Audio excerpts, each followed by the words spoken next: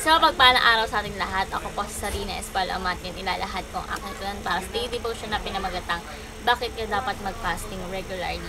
So, ang ating concept is fasting, no? So, ang ating scripture is Nehemiah chapter 1 verse 4 na sinasabi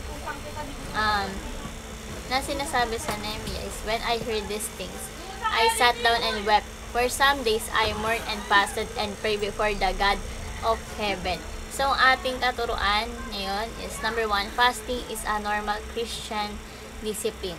So, ang pagka-fasting daw po or pag-ayuno ay bahagi ng regular na buhay ng Kristiyano. Hindi lang para sa mga pastor, kundi sa lahat ng mga Kristiyano. Diba? So, fasting is a normal Christian discipline. Number 2, fasting is spending a lot of time with God. So, hindi lang ito pag-iwas sa pagkain. No? Ito ay panahon ng panalangin at pagbubulay-bulay sa ating Panginoon Diyos. So, fasting is spending a lot of time with God. And number 3 is fasting is aligning your heart with God. So, ito sinasabi na inaayos ng pag-aayon ng ating puso para sumunod sa kalooban ng Diyos. No?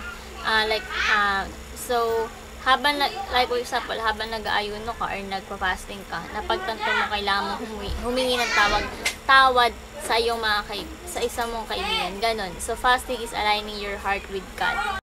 So, bilang application po, number 1, fast your family, friends, and finances. So, ialay natin ang iyong pagka-fasting or ating pagka-fasting para sa ilang mga pangailangan. No? So, example is, nagpa-fasting ka sa isang araw para ipanalangin ang kagalingan ng isang kamag-anak mo na may sakit or yung mga kapatid o kapamilya mo, ganun po. So, fast your family, friends, and finances. Number 2, fast by skipping meals and social media. So, dito is maaari kang umiwas sa pagkain o mga distraction gaya ng Facebook, gaya ng mga social media platforms, no?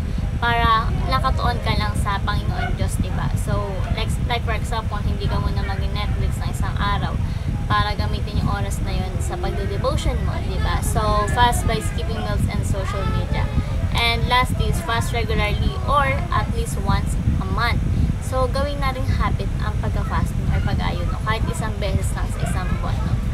Like for example, tuwing unang Sabado ng buwan, naglalaan ka ng oras para mag-fasting at manalangin. So, yung ganun po, no? So, fast regularly or at least once in a month. So, ayun namin ang katunan sa daily devotion. Namin may natunan kayo, may share sa iba, at syempre ma-apply sa ating buhay.